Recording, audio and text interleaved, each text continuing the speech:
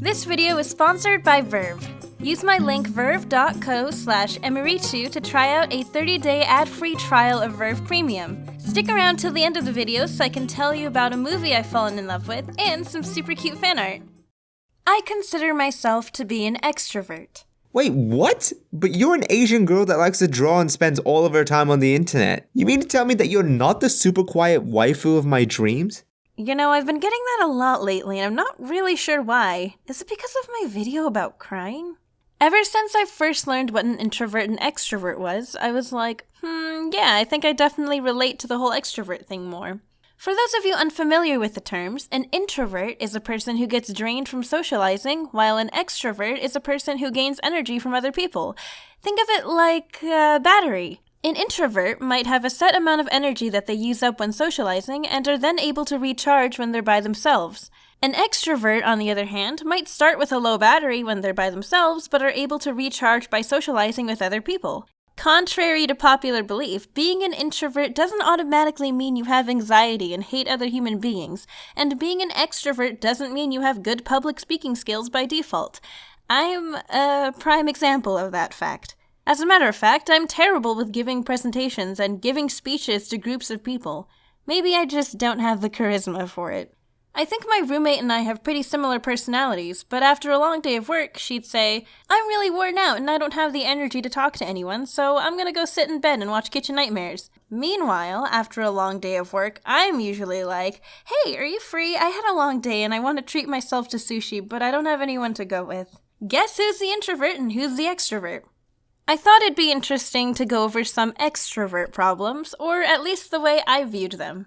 First off, I can't get anything done when I'm alone. You'd think being by myself with all the free time and space in the world would make it easy for me to pump out videos and drawings, but it's honestly kind of a struggle, which I understand is a little strange since drawing is such a solo activity. Since I get my energy from other people, if I start the day with no social interaction, chances are I'm not going to get much done that day. I'll constantly feel like I want a nap, or if I do manage to get off my butt and start drawing, I might work at a slower pace than I'd like.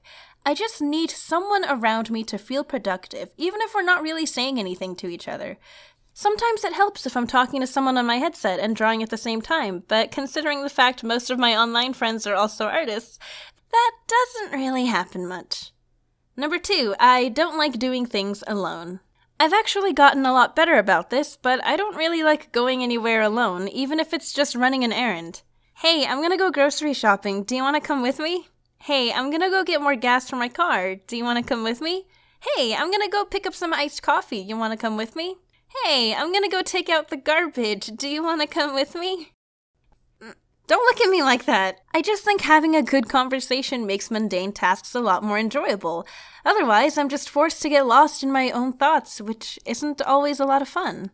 Although recently, I've been focusing a lot more on being efficient with my time, so I've been running errands by myself like a big girl. "Hey, I'm gonna go grocery shopping. Do you need me to pick anything up for you?" "You don't need me to go with you?" "No, I'm only going for like 15 minutes, so it'll be quick."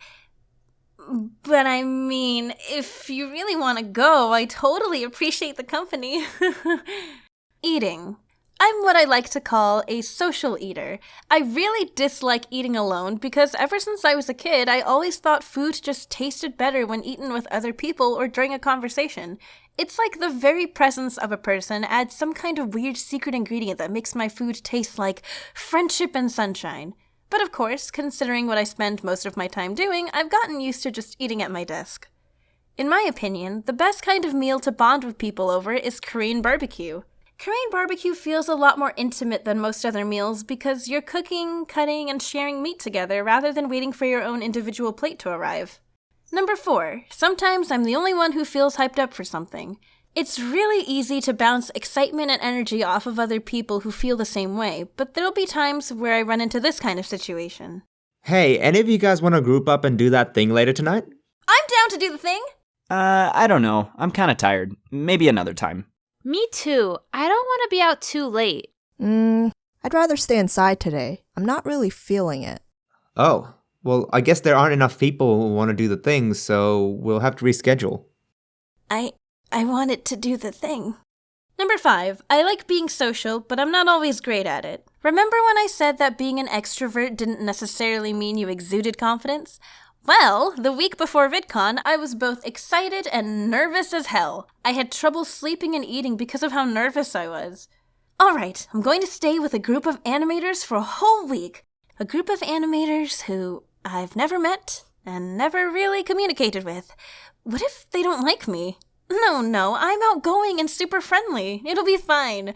But what if I make a bad first impression? I don't really know anyone in the community, so if I screw up at VidCon, I'll screw up for life and they won't ever want to talk to me again, and what if our personalities don't mesh? You know, if it really does end up being that bad, you can always take the train home. I just hope it doesn't come to that. And it didn't. As a matter of fact, I got along with everyone really quickly, and as awkward as I might have been on the first day, everyone was really welcoming, and it made it so much easier to socialize and just be myself. And, by the way, VidCon was basically socializing heaven. Think about it. At all times, I was in a room with other creators who shared a similar passion or interest as me. I was pretty much never by myself, so for like the entire week I was in Anaheim, my energy bar was in the green. On the last day, when I finally went home and I was by myself, it felt like an entire week's worth of fatigue slapped me across the face and I knocked out for like 14 hours. I basically got a free trial of death after VidCon. It was nice. Anyways, I don't really know what the point of this video was. I've just seen so many posts and videos of introvert problems, and I've always been like, can't relate. What counts as an extrovert problem? So I illustrated them. And of course, these were just my own personal experiences. Not every extrovert is the same, and not every introvert is the same. So maybe you're an extrovert, but you don't have the same problems like I do. Let me know what kind of battery you run on. And if you're also an artist who gets energy from other people, how do you stay productive when you need to draw all day? I usually just end up drinking a lot of coffee. You know what I like to do when I'm by myself when I need something to distract me? I watch movies and episodes of my favorite shows on Verve Premium. Recently, I finished watching an animated film called A Cat in Paris. No, not that cat in Paris. It's about a black cat that lives a double life. Go away, this isn't about you! It's a film about a black cat that lovingly belongs to a young mute girl during the daytime, but in the nighttime, he sneaks out to accompany a clever burglar. I fell in love with the story and hand-drawn animation, so I definitely recommend this premium title. Other shows available on Verve Premium include Harmon Quest and the new Gary and His Demons. With your 30-day free trial of Verve Premium, you get ad-free content on all your favorite devices, first access to new content, unlimited access to all channels, and you can watch your favorite shows on the go without the need for an internet connection.